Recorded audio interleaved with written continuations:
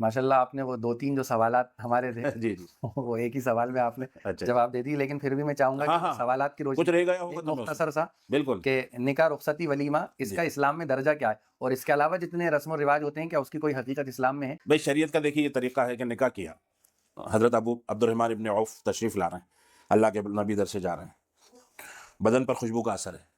شریعت کے اندر خوشبو عورتوں کے لیے وہ ہے جس میں رنگ ہو جیسے کہ مہندی وغیرہ، اور مردوں کے لیے وہ ہو جس میں خوشبو زیادہ ہو، تو وہ خوشبو کا اثر کپڑوں پہ نظر آ رہا ہے، خاص طور سے وہ جو شادیوں کے موقع پہ استعمال ہوتی ہے۔ تو اللہ کے نبی نے فرمایا بابا ماشاءاللہ خوشبو مطلب ایک دیکھتے سی کہتے ہیں نا کہ آج تو ماشاءاللہ آپ بڑے رنگ میں نظر آ رہے ہیں، تو انہوں نے شرما کے کہا اللہ کے نبی میں نے نکاح کر لیا۔ نکاح کرتے ہیں عبد الرحمن ابن عوف کون ہیں؟ اللہ کے نبی کے گویا کہ کزن بردر ہیں، قریشی ہیں خود بھی، آپ ہی کے قبیلے کے ہیں۔ شادی میں بلائیں گے، وہ کسی کو بلائیں نہ بلائیں، سب سے زیادہ وی آئی پی پرسن اللہ کے نبی عبد الرحمن ابن عوف سے کہا جائے تو گردن کٹا کے قدموں میں رکھ دیں، وہ محلے میں موجود ہے، اس کو نیوتا دینا تو دور کی بات ہے،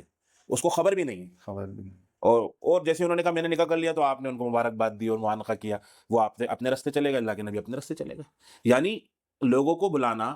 کوئی فرض اور واجب نہیں ہے کہ آپ بلاؤ نہیں تو انبولا ہو جائے گا اگلی نسلوں تک کا، جی ہاں یہ بالکل نہیں ہے۔ نکاح کرنا ایک ضرورت ہے، کھانا کھاتا ہوں تو کیا اعلان کرتا ہوں، کپڑے سلواتا ہوں تو کیا اعلان کرتا ہوں، تو شادی کرنے کے اندر جو اعلان ہے وہ تشہیر کے لیے ہے، لوگوں کو پتہ چلے۔ کل علی قدر صاحب اپنی اہلیہ کے ساتھ کسی بازار میں کوئی شاپنگ کر رہے ہیں، لوگ کہیں عورتوں کو گھما رہے ہیں، تو لوگوں کو معلوم تو ہو کہ بیوی ہے، بیوی ہے۔ اس لیے شریعت نے کہا اعلان کرو۔ اللہ کے نبی بھی کہیں سے گزر رہے تھے، زوجہ محترمہ ساتھ تھی، کسی نے دیکھا اور اللہ کے نبی جلدی سے ایک طرف ہو گیا، آپ نے اسے دوبارہ بلایا کہ یہ میری فلاں بیوی ہیں، فلاں قبیلے کی ہیں، اور میں ان کے ساتھ جا رہا ہوں، تاکہ کسی کو بدگمانی نہ ہو۔ تو نکاح میں اعلان ہے، تشہیر ہے، اس لیے لوگوں کو بلایا جاتا ہے۔ اصل بلانے کا جو کانسیپٹ ہے وہ تو ولیمے میں ہے، کہ ولیمے میں بلا کے لوگوں کا اکرام کرنا، دعوت کرنا، وہ بھی سادی کرنا،